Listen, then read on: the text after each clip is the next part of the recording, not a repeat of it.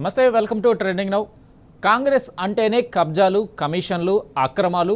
మూడేండ్లు కూడా కాకముందే రైతులను నమ్మించి నట్టేట ముంచేస్తుంది.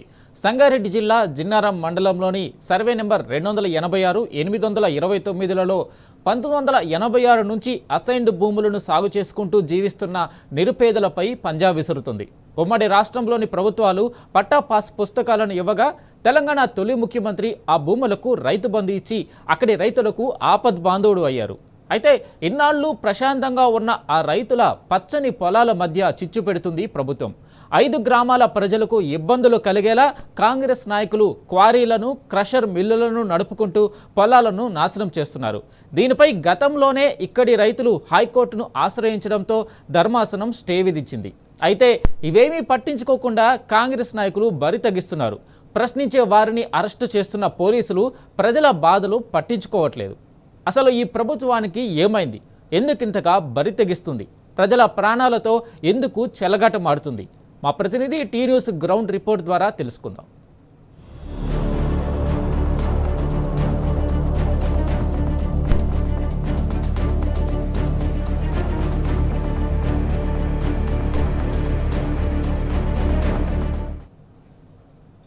సంగారెడ్డి జిల్లా జిన్నారం మండలం రాళ్లకత్వ గ్రామ రైతులకు క్రషర్ ముప్పు పొంచి ఉంది. పచ్చని పొలాల్లో పొగచూరుతున్న బతుకులతో గ్రామ రైతులు ఇప్పుడు అస్తిత్వ పోరాటాన్ని ఎదుర్కొంటున్నారు. పరిశ్రమల హబ్బుగా మారుతున్న జిన్నారం మండలంలో ఒకప్పుడు పచ్చని పంటలతో కలకలలాడే శివనగర్, రాళ్లకత్వ, సోలకపల్లి, దాదిగూడ, ఉట్ల అనే 5 గ్రామాలు క్రషర్ స్టోన్ల క్వారీల దాటికి విలవిల్లాడుతున్నాయి. ఆయా గ్రామాల చుట్టూ వెలసిన పరిశ్రమలు అభివృద్ధి పేరుతో నిబంధనలకు విరుద్ధంగా నడిపిస్తూ ప్రజల జీవితాలతో హస్తం నేతలు చెలగాటమాడుతున్నారు. క్వారీలో పేలుళ్ల దాటికి జిన్నారం మండలంలోని 5 గ్రామ రైతులు ఎదుర్కొంటున్న సమస్యలు ఏంటో మా ప్రతినిధి రంజిత్ ద్వారా తెలుసుకుందాం.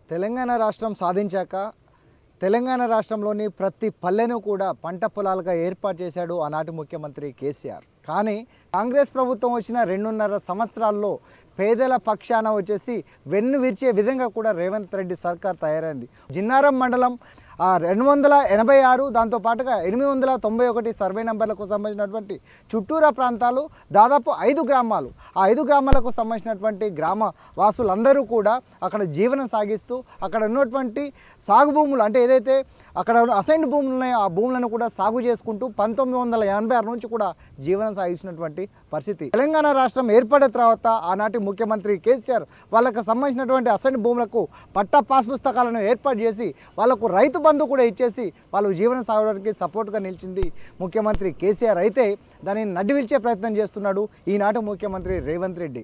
సాగు భూములతోని సస్యశ్యామలంగా వ్యవసాయం చేసుకుంటే అక్కడ క్రషర్ మిల్లులని, ప్లాస్టిక్ సంబంధించినటువంటి కంపెనీలను తీసుకొచ్చేసి చుట్టూరా మొత్తం కూడా పొల్యూషన్ ఏర్పాటు చేసుకుంటూ క్రషర్ మిల్లులతోని దానికి సంబంధించినటువంటి ఆ క్రషర్స్ దాంతోపాటుగా దానికి సంబంధించినటువంటి బ్లాస్టింగ్లో అయ్యే సమయంలో చుట్టూరున్న ప్రాంతాలు ఏదైతే ఉన్నాయో రాళ్లకత్వ కావచ్చు, దానికి సంబంధించినటువంటి శివనగర్ కావచ్చు, దీనికి సంబంధించినటువంటి చుట్టూరున్న 5 గ్రామాలు అయితే కావచ్చు, ఈ 5 గ్రామాలకు సంబంధించినటువంటి ప్రజలు రాత్రి సమయాలలో భయభ్రాంతులకు గురవుతున్నారు. అసలు ఈ గ్రామాల్లో ఏ విధంగా ఉన్నాయి, ఇక్కడ కన్స్ట్రక్షన్స్ ఏ విధంగా నిలిచాయి, ఇక్కడ ఉన్న ప్రజల యొక్క సమస్యలు ఏ విధంగా ఉన్నాయనేది తెలుసుకునే ప్రయత్నం చేద్దాం.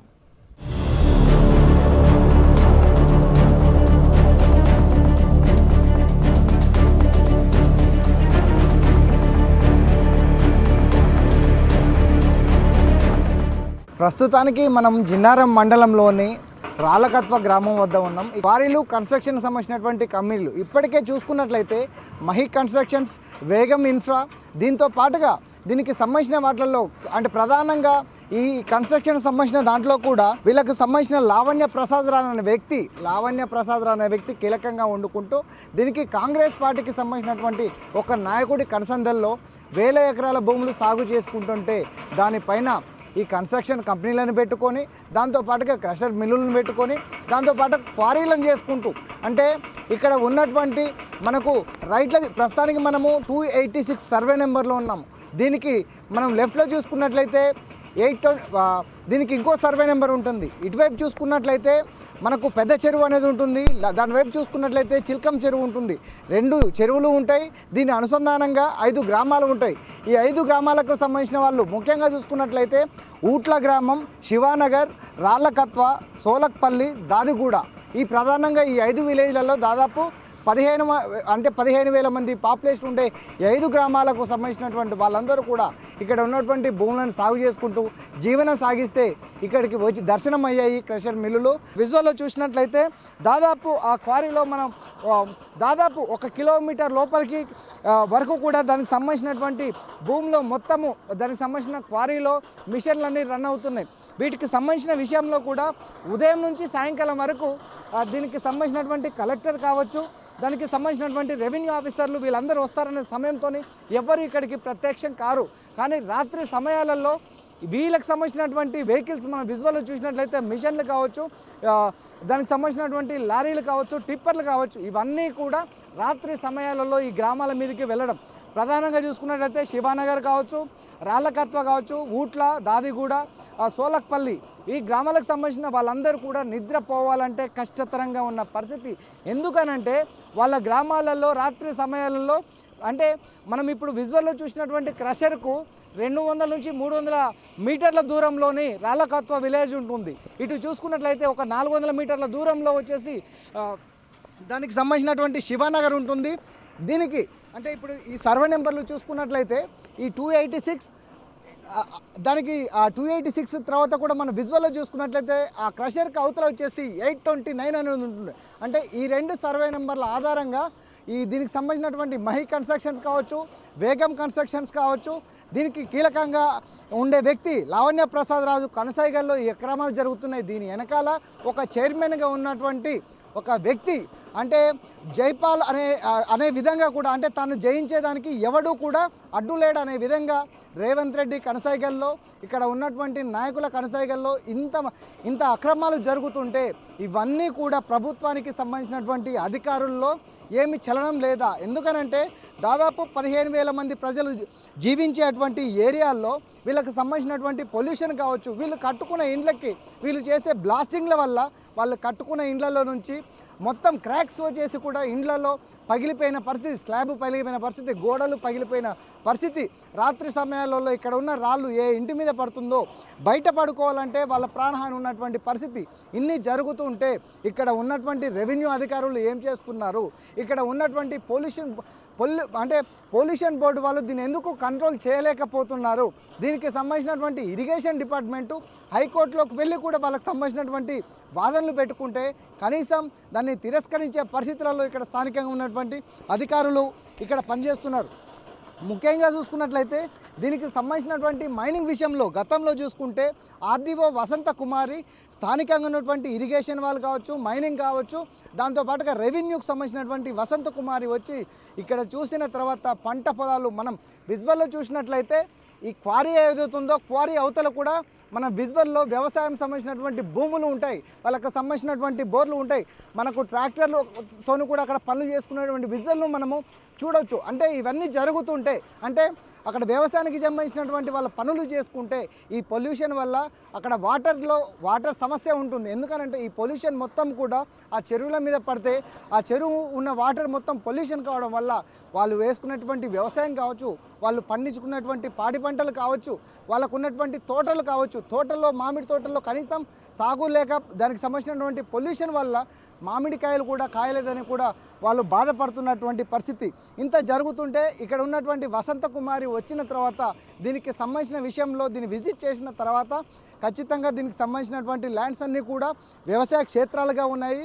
సాగునీరు చేసుకొని వాళ్ళకి సంబంధించినటువంటి పట్టపుస్తక ఆధారంగానే కూడా వాళ్ళు పనులు చేసుకుంటారనేది ఒక రిపోర్ట్ ఇచ్చిన వారం రోజుల్లోనే అధికారిని సస్పెండ్ చేసిన చరిత్ర కాంగ్రెస్ పార్టీకి చెందుతుందని కూడా స్థానికంగా ఉన్న ప్రజలు వాపోతున్న పరిస్థితి. ఎందుకంటే ప్రజల కొరకు వచ్చి ప్రజల పక్షాన ఒక రోజులలో అధికారిని ట్రాన్స్ఫర్ చేసిండ్రు. అక్కడ ఉన్నటువంటి పై అధికారులు అనేది వాళ్ళని ట్రాన్స్ఫర్ చేసినట్టుగా కూడా ఇక్కడ మనకున్న విషయం ఉన్నది. ఇక్కడ రాళ్ళకత్వ దగ్గర ఈ క్వారీ ఉంది, ఈ పక్కనే వచ్చేసి గ్రామం ఉంది. అసలు అంటే మీరు ఏ గ్రామం నుంచి వచ్చారు, అసలు ఇక్కడ పరిస్థితి ఏంటిది? నమస్కారం అండి. మాది రాళ్ళకత్వ గ్రామం, సంగారెడ్డి జిల్లా, జిన్నారం మండలం, రాళ్ళకత్వ గ్రామం. ఇక్కడ 286 అనే సర్వే నెంబర్లో అండ్ 829 అనే సర్వే నెంబర్లో మాకు రైతులకు, మా గ్రామస్తులకు ఆల్రెడీ మీటింగ్ పెట్టి చెప్పినప్పుడు కూడా మేము గ్రామస్తులం అందరం కూడా వ్యతిరేకించాం. మాకు మాత్రం ఈ క్రెషర్లు వద్దు, కావాలంటే ఏమన్నా ఉపాధి కోసం ఏమన్నా కంపెనీలు పెట్టి పొల్యూషన్ లేని కంపెనీలు పెట్టి మాకు జీవనోపాధిని కల్పించాలని కోరుతున్నామని చెప్పినాం. అయినా కానీ అధికారులు ఎవరైనా వస్తారు, మా మాటలు ఏమి వినరు. మేము రిప్రజెంటేషన్ కోసం స్థానికంగా ఉన్న ఎంఆర్ఓకి, అట్ ద సేమ్ టైం ఆర్డీఓకి అండ్ కలెక్టర్కి, పొల్యూషన్ బోర్డుకి, అలాగే ఇక్కడ ఏ ఆఫీస్లోకి వెళ్ళి ఏ పేపర్ ఇచ్చినా సరే వాళ్ళు ఎంబడే ఆ పేపర్లు తీసుకొని చెత్తబొట్టలు ఇస్తున్నారు. మా యొక్క అది వినతిని ఎప్పుడు పట్టించుకోవట్లేదు. ఇప్పుడు చూస్తున్నారు కదా మీరు, ఇప్పుడు సుమారు ఇంచుమించు 10 క్రేన్లు నడుస్తున్నాయి. 10 క్రేన్లు అంటే మామూలు విషయం కాదు. 10 క్రేన్లు ఇంచుమించు 50 నుంచి 60 టిప్పర్లు నడుస్తున్నాయి. చూడండి, డ్రిల్లింగ్ చూడండి ఒకసారి. మనం సిటీలో ఒక 1500 మీటర్లకు ఇలా ఇస్తున్నారో, అలాగే ఇక్కడ కిలోమీటర్ లోపలికి వాళ్ళు డ్రిల్లింగ్ చేసి ఇంచుమించు అవి ఏంది మన బోర్ పైపులు అంటే అర్థం చేసుకోండి, మనం తాగే నీళ్ళు అలాంటి పొక్కలకి అమోనియంని పంపించేసి బ్లాస్ట్ లేవడితే ఆ బ్లాస్ట్ వల్ల చుట్టుపక్కల 5 గ్రామాలు ఆ బ్లాస్ట్ వల్ల వచ్చే ఆ పొల్యూషన్ తోటి ఆ వాటర్ ట్యాంకులో పోయి ఆ దుమ్ము కలుస్తుంది. దాన్ని మేము గ్రామస్తులం అందరం తాగితే దానివల్ల మా రాళ్ళకత్తులో ఇంచుమించు ఒక 15 నుంచి 20 మందికి ఈ ఒక పారాలసిస్ వచ్చిందంటే దీనికే కారణం మొత్తం ఇదే. ఎందుకంటే బర్మా పేలుస్తారు వాళ్ళు, మేము పేల్చంగానే ఎమ్మడే ఫోన్ చేస్తారు, ఫోన్ స్విచ్ ఆఫ్ పెట్టుకుంటారు. వాడు వేరే ఊర్లో ఉంటాడు, వాడు వచ్చి మా ఊర్లో మొత్తం వాడు కబ్జా చేసుకొని వాడు ఇష్టం ఉన్నట్టు చేస్తాడు. మళ్ళీ ఇది అధికారులు ఏంటంటే మా ఊళ్ళో, ఎందుకంటే ఈడనే పుట్టినాం, ఈడనే పెరిగినాం, ఈడనే మొత్తం రైతులతో మేము జీవనోపాధి చేస్తాం. మాకు ఏమి చుట్టుపక్కల మీరు చూడండి ఎంత పచ్చగా ఉంది. ఈ దరిద్రం వల్లనే మా జీవనోపాధి మొత్తం ఖరాబ్ అయిపోయింది. సో వీళ్ళకి ఎంబడే గవర్నమెంట్ ఆఫ్ తెలంగాణ ప్రభుత్వం ఎంబడే ఉన్న క్రెషర్ని, అట్ ద సేమ్ టైం ఇప్పుడు మై కన్స్ట్రక్షన్ని, వేగం కన్స్ట్రక్షన్కి ఇచ్చిన పర్మిషన్లు రద్దు చేసి మా గ్రామాన్ని కాపాడాలని కోరుతున్నాం. గతంలో కూడా మీరు ఇక్కడ ఉప సర్పంచ్ చేసినది కూడా తెలిసిన విషయం. గతంలో కూడా ఇక్కడ చాలామంది రైతులు చాలా విధాలుగా ఇబ్బంది పడుతున్నారు. గత 10 సంవత్సరాలు 20 సంవత్సరాల నుండి కూడా రైతులు ఏదో చిన్న పరిశ్రమ అనుకుని చిన్నగా ఉపాధి వస్తుందని చెప్పి దీన్ని ప్రారంభించినప్పుడు తర్వాత ఇంత పెద్దగా అయిన తర్వాత మాకు ఇదే వద్దని మేము కొట్లాడుతున్నాం. గతంలో కూడా మేము మా పాలక మండలి ఉన్నప్పుడు కూడా ఈ ఉన్న క్రెషర్ పైనే చాలాసార్లు ఫిర్యాదు చేసినా కానీ ఎవరు కూడా పట్టించుకోలేని పరిస్థితులు ఉన్నాయి. దాన్ని కాదని కూడా మేము అలానే వాటిపైన ఫైటింగ్ చేస్తుంటే కూడా ఇప్పుడు కొత్తగా మై కన్స్ట్రక్షన్స్ అండ్ వేగ ఇన్ఫ్రా అనే కంపెనీ వాళ్ళు కొత్త క్రెషర్స్ పెడుతుంటే మేము గతంలో ఇప్పటికి 3 years 4 years నుండి కూడా మా గ్రామ ప్రజలు మేము అందరం కొట్లాడుతున్నాం వద్దని. కానీ ఏ ఆఫీస్కి వెళ్ళినా మేము వెళ్ళగానే మా పేపర్స్ కానీ మేము ఇచ్చిన డాక్యుమెంటేషన్ తీసుకున్నారు, కానీ ఎవరు కూడా మాకు అనుకూలంగా మాకు అండగా నిలబడతలేరు. ఒకటి రైతు దేశానికి వెన్నుముక్క అంటారు, కానీ ఈరోజు రైతు వెన్నును విడిచే విధంగా ఈరోజు ఈ మైనింగ్ అక్రమాలు జరుగుతున్నాయి. కావున మేము ఎవరికి మా సమస్యలు చెప్పుకోవాలని అర్థం అవ్వట్లేదు. ఈరోజు మీ మీడియా ద్వారా చెప్పుకుంటే ఈ విషయం పబ్లిక్కి వెళ్ళి మాకు సహాయ సహకారం అంతే అని ఈరోజు ఇలా మేము వ్యక్తపరచుకోవడానికి ఇక్కడికి వచ్చినాం. మాకు ఈ బ్లాస్టింగ్ లేచినప్పుడు వచ్చే ఆ సౌండ్ శబ్దాల వల్ల ఇప్పుడు కొత్తగా కడుతున్న ఇండ్లు క్రాకెస్ ఇచ్చిన ఇంతకుముందు ఇండ్లు కూలిపోయిన పరిస్థితులు ఉన్నాయి. కాబట్టి మాకు ఇప్పుడు ఇప్పుడు ఉన్న దీంతోనే ఎక్కువ ఇబ్బందులు ఉన్నాయంటే ఇంకా రాబోయే వాటి వల్ల రేపు మా బ్రతుకులు ఆగం చేసే విధంగా ఉన్నాయి. కాబట్టి ఎట్టి పరిస్థితుల్లో కూడా మాకు ఎటువంటి కన్ఫర్మేషన్స్ వద్దు. అంటే ఇక్కడ కట్టుకున్న ఇండ్లను కూడా, అంటే ఇక్కడ బ్లాస్టింగ్ జరుగుతాయి రాత్రి సమయాలలో, ఇండ్లు కూడా బ్లాస్టింగ్ వల్ల చీలికలు వస్తున్నాయి, కొన్ని ఇండ్లు కూడా కూలిపోతున్నాయి అంటారు. అసలు దాంట్లో ఎంతవరకు నిజం? టైల్స్ కాడికెళ్ళి మొత్తం క్రాకులు ఇచ్చేసి పలిగిపోయి మొత్తం కాంపౌండ్ వాళ్ళు స్లాబులు కింద పడి పిల్లలు కూడా అదురుకొని దర్చుకొని మొత్తం భయపడేది ఉంది. బోర్లు కూడా మొత్తం మేము వేసుకున్న బోర్లు కూడా వేసిన ఒక 2 నెలలనే మళ్ళీ బోర్ కూలిపోవడం, మళ్ళీ కొత్త బోర్ కావాలంటే అది పీకేయడానికి మళ్ళీ కొత్త పైసలు పెట్టుకోవాలి, అలాంటివి పెట్టుకోవడానికి మాకు లేకుండా అయిపోతుంది. అసలు ఈ గ్రామాలకు ఎలాంటి ప్రమాదం పొంచి ఉంది మీ వల్ల?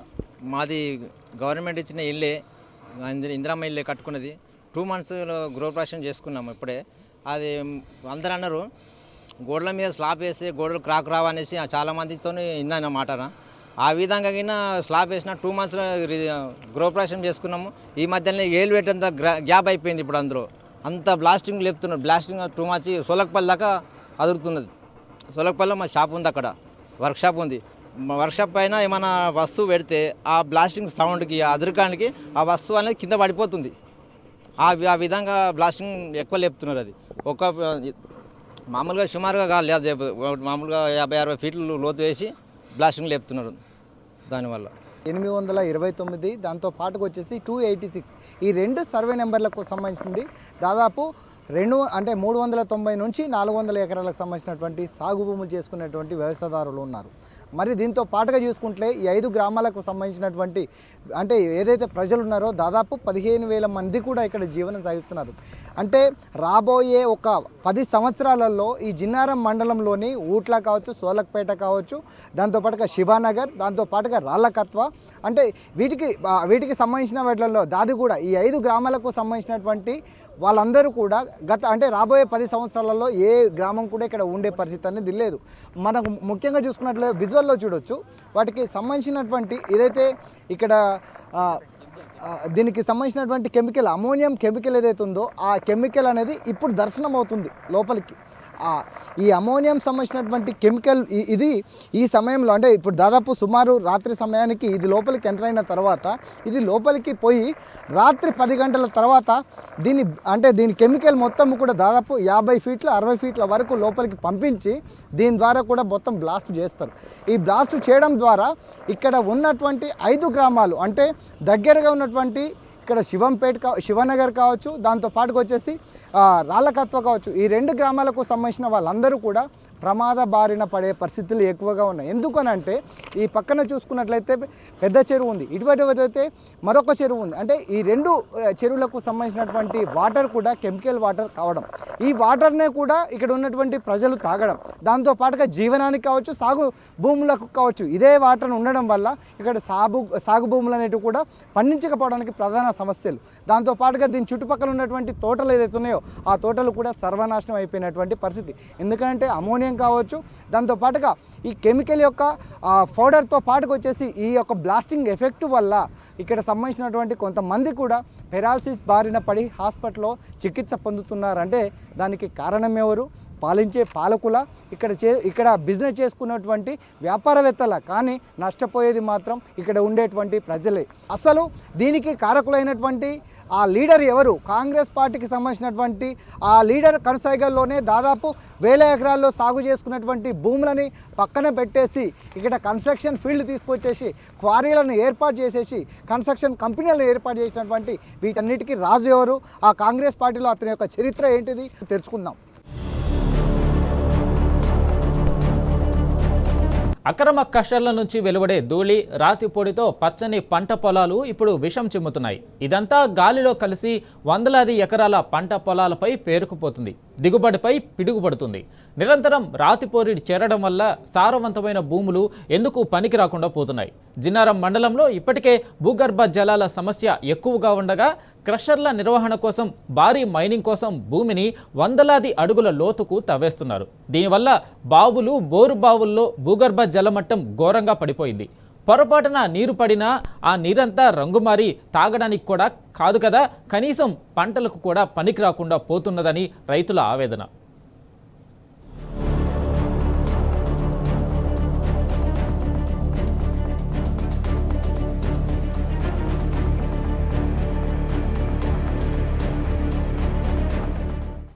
కాంగ్రెస్ పార్టీకి సంబంధించినటువంటి నాయకులకు, ముఖ్యమంత్రిగా ఉన్నటువంటి రేవంత్ రెడ్డికి కోర్టులను ధిక్కరించడం తప్పితే హైకోర్టులను, సుప్రీంకోర్టులను పాటించేది ఎక్కడ కూడా దాఖలాలు లేవు. ఎందుకంటే ప్రస్తుతానికి ఇక్కడ మనం జిన్నారం మండలంలోని రాళ్ళకత్వ గ్రామం దగ్గర ఉన్నాం. ఇక్కడ 2 సర్వే నెంబర్లు ఉంటాయి. ఒకటి 829 మనకు చూసుకున్నట్లయితే ముందర ఉంటుంది, మన వెనకాల చూసుకున్నట్లయితే 286. ఈ రెండింటికి సంబంధించిన దానికి ఈ గ్రామానికి సంబంధించినటువంటి దాదాపు 200 మంది రైతులు, ఆ రైతులలో 20 మంది రైతులతోని హైకోర్టులో, సుప్రీంకోర్టులో దీని మీద పిటిషన్ వేస్తే దీని మీద స్టేటస్ కో ఉంది. స్టేటస్ కో ఉన్నప్పటికీ కూడా దాన్ని ధిక్కరించుకుంటూ పనులు చేపడుతున్నారు. ఇక్కడ నా బ్యాక్గ్రౌండ్లో ఏదైతే విజువలైజేషన్ ఉందో ఇదే విజువలైజేషన్లో చూసుకున్నట్లయితే ఇక్కడ పనులు జరుగుతున్నాయి. క్రషర్ దానికి సంబంధించినటువంటి జేసీబీలు పని నడుస్తున్నాయి. దానికి సంబంధించినటువంటి టిప్పర్లు కూడా పని మొత్తం జరుపుకుంటూ టిప్పర్ల ద్వారా దీనికి సంబంధించినటువంటి క్రషర్ అంతా కూడా బయటికి వెళ్ళిపోతున్నది. కానీ దీనికి సంబంధించిన వాటిల్లో స్టేటస్ కో ఉంటే ఇక్కడ పోలీసులు మొద్దు నిద్రపోతున్నారా, లేకపోతే రెవెన్యూ డిపార్ట్మెంటు, మైనింగ్ డిపార్ట్మెంటు వీళ్ళకు అంధకారం ఉందా? ఎందుకనంటే కళ్ళ ముందు స్టేటస్కో ఉండి హైకోర్టులో స్టే ఉంటే, సుప్రీంకోర్టులో స్టే ఉంటే వీటిని పట్టించుకోవడానికి ప్రభుత్వ అధికారులు ఏం చేస్తున్నారు, వీళ్ళు పాలించే యొక్క పాలకులు అనేది ఏం చేస్తున్నారు అనేది కూడా అర్థం కానటువంటి పరిస్థితి.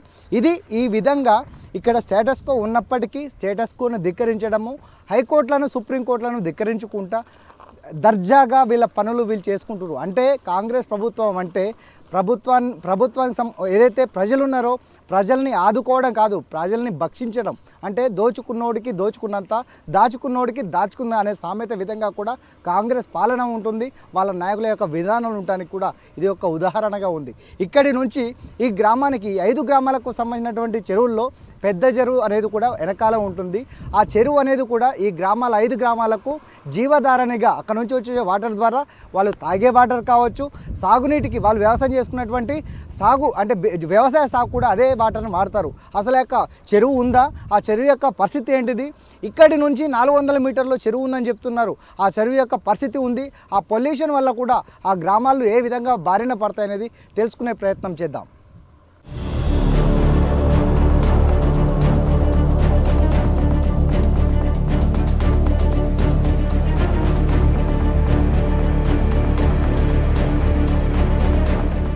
ముందు మనం మాట్లాడిన విధంగా ప్రస్తుతానికి మనం పెద్ద చెరువు దగ్గరికి వచ్చాం. ఈ పెద్ద చెరువు వెనకాల చూసుకున్నట్లయితే రాలకత్వ గ్రామం, మనకు ఈ లెఫ్ట్లో చూసుకున్నట్లయితే ఇదే పెద్ద చెరువు.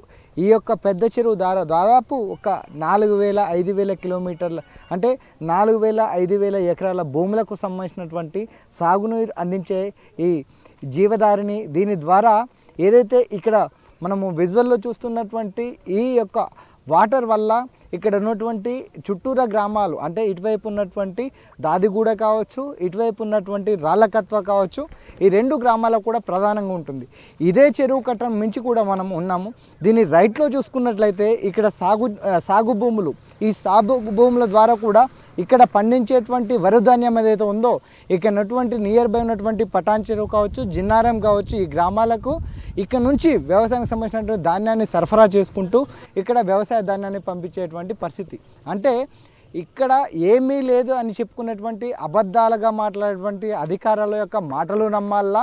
ఇక్కడ వ్యవసాయం చేసుకునేటువంటి రైతులు ఏదైతే అంటే ఇక్కడ పాడి పంటలు పండించుకుంటూ వ్యవసాయ క్షేత్రంలో వచ్చేసి ధాన్యాన్ని పండించుకునేటువంటి రైతుల యొక్క గోడును వినానా అనేది కూడా ప్రభుత్వానికి సంబంధించినటువంటి అధికారులు చూడాల్సినటువంటి పరిస్థితి. అంటే ఇక్కడ ఏమీ చెరువు లేదా అని, ఇటువైపు భూములు లేవని, ఇవన్నీ పోడు భూములు, ఇక్కడ వ్యవసాయమే కాదు వ్యవసాయము లేని భూములు. దీనివల్ల వచ్చేసి ఇక్కడ క్రషర్ అప్రోల్ జరుగుతుందనే యొక్క విషయం తెలిసే ప్రయత్నం ఉంది. కానీ ఇక్కడ వ్యవసాయాలు చేసుకొని ఇక్కడ జీవనం సాగించి ఇక్కడ దాదాపు 15,000 కుటుంబాలకు సంబంధించినటువంటి ఎవరైతే రైతులు ఉన్నారో ఆ రైతులకు సంబంధించినటువంటి 15,000 మంది ఓటర్లు, ఇక్కడ 15 మంది ప్రజలు జీవిస్తుంటే దానికి సంబంధించిన దానిలో కూడా ఇక్కడ రైతుల యొక్క నడ్డి విడిచే ప్రయత్నం చేస్తున్నారు అని అంటే దీనికి ఏం చెప్పాలనేది అర్థం కావట్లేదు. ఇక్కడ ఉన్నటువంటి అంటే ఇక్కడ రాళ్ళకత్వ గ్రామానికి చెందినటువంటి ప్రజలను అడిగి తెలుసుకుందాం. ఇక్కడ కాంగ్రెస్ ప్రభుత్వం యొక్క పాలకుల విధానం ఎట్లా ఉంది? ఇది మేము గత 3 సంవత్సరాల నుంచి హైకోర్టులో ఇస్తున్నాము. ఇక్కడ స్థానిక కౌన్సిలర్ని నేను. అయితే ఇక్కడ ఏం జరుగుతున్నది, ఇక్కడ ఏం జరుగుతుంది మీ కళ్ళకు అద్దినట్టు ఇప్పుడు విజువల్స్లో చూడండి. ఇక్కడ ఈ పెద్ద చెరువు అనేది జిన్నార మున్సిపల్లో అతిపెద్ద చెరువు ఇది. దీని వెనుక 400 ఎకరాల సాగు పంట పండుతుంది. కళ్ళ ముంగడ కనిపిస్తుంది. ఇక్కడ నుంచి వాళ్ళు తప్పుడు నివేదికలతోటి తప్పుడు నివేదికలతోటి తప్పుడు సమాచారంతో వాళ్ళను అధికారులను మేనేజ్ చేస్తూ ఆ యజమానులు కేసర్ యజమానులు డబ్బులతోటి ఇక్కడ కొంతమంది రాజకీయ నాయకులు వాళ్ళకి ఒత్తాసు పలుకుతూ మరి అధికారులను కూడా వాళ్ళు డబ్బులతోటి వాళ్ళ వైపు మలుచుకొని ఇక్కడ రైతులను, అక్కడ చెరువు కుంటలను, ఇక్కడ పెద్ద చెరువును ఈ మొత్తాన్ని ధ్వంసం చేయడానికి ఇప్పటికే ఉన్నదానితో చాలా విపరీతంగా నష్టం జరుగుతుందంటే ఇంకా విపరీతంగా 4-5 వస్తున్నాయని చెప్తున్నారు. దీనివల్ల మాకు చాలా నష్టం జరుగుతుంది. దీన్ని వెంటనే దాన్ని విరమించాలి, దాన్ని రద్దు చేయాలని మేము కోరుతా ఉన్నాం. నాకు ఇక్కడ 286లో 5 ఎకరాల భూమి ఉంది. మేము వ్యవసాయం చేయబట్టి ఇడికి 10-12 ఏళ్ళు అవుతుంది. అయితే మామూలుగా బోర్ లేకుండా వ్యవసాయం చేస్తుంటాం. అది ఎప్పుడు పంట కరెక్ట్ చేయికి రాలేదు. సరే అని పైసా గుడబెట్టుకొని 6 ఏళ్ళు కష్టపడి బోర్ వేసుకున్నాను. బోరుకు పైసలు జమ చేసుకుని 6 ఏళ్ళు కష్టపడి బోర్ వేసుకున్నాను. ఆ బోర్ కాస్త ఈ బ్లాస్టింగ్ దెబ్బకు ఆయనతో దుడుకున కూలిపోయింది. కూలిపోయింది నాయన ఏం చేయాలని వాళ్ళ దగ్గరికి పోయినా మళ్ళీ కేసీఆర్ సార్ మీరు బ్లాస్టింగ్ చెప్తారు మాకు ఇట్లా పరిస్థితి మాది ఇట్లా అవుతుంది నేను రూపాయి కూడా పెట్టుకొని ఈ పని చేసుకుంటే మీరు ఇట్లా బ్లాస్టింగ్ చెప్తే నేనేం చేయాలి మరి అని వాళ్ళ మీదకి పోతే వాళ్ళు ఏం చేశారు పోలీసు వాళ్ళని పిలిపించారు ఏం చేసుకోరా బాయ్ నువ్వు సార్ మీతో ఇంత ఇబ్బంది అవుతుంది మాకు ఏం చేయాలి మరి మేము సావాలన్నా బతకాలన్నా పురుగు మంది తెచ్చుకుని వస్తాం మేము అని చెప్పి ఆడ కూర్చున్నా రోడ్డు మీద కూర్చొని 2 రోజులు 3 రోజులు 5 రోజుల దాకా ఆడనే కూర్చున్నాను సార్ ఆయన సార్ వాళ్ళు కనికరియలేరు లాస్ట్కు 5,000 ఇస్తాం 10,000 ఇస్తాం అన్నారు సరే అని నేను మళ్ళీ 40,000 అప్పు తెచ్చుకొని బోర్ విక్కించుకొని మళ్ళీ స్టార్ట్ చేసిన మళ్ళీ 4 నెలలకు మళ్ళీ దెబ్బ అయింది ఇట్లా ఎన్ని రోజులు మేము ఈ బాధలు పడాలి సార్ మేము ఏడికేం పైసలు తెచ్చుకోవాలి ఎట్లా బతకాలి మేము మాకు సావాలన్నా బతకాలి మా పిల్లలు మేము ఈడే వచ్చి సచ్చే పరిస్థితికి వచ్చినాం మా బతుకులు ఇక్కడ చూసినట్లయితే బోర్లు వేసుకున్నవి వచ్చేసి ప్రెషర్ యొక్క ఏదైతే ఇక్కడ ఎదురున్నటువంటి క్రషర్ యొక్క ఇబ్బందుల పాలవడం వల్లనే ఇవన్నీ అదురుకు మొత్తం కూడా కూలిపోతున్నాయని కూడా స్థానిక బాధితులు చెప్తున్నారు. కెమెరామెన్ లక్ష్మణ్తో రంజిత్, టీ న్యూస్.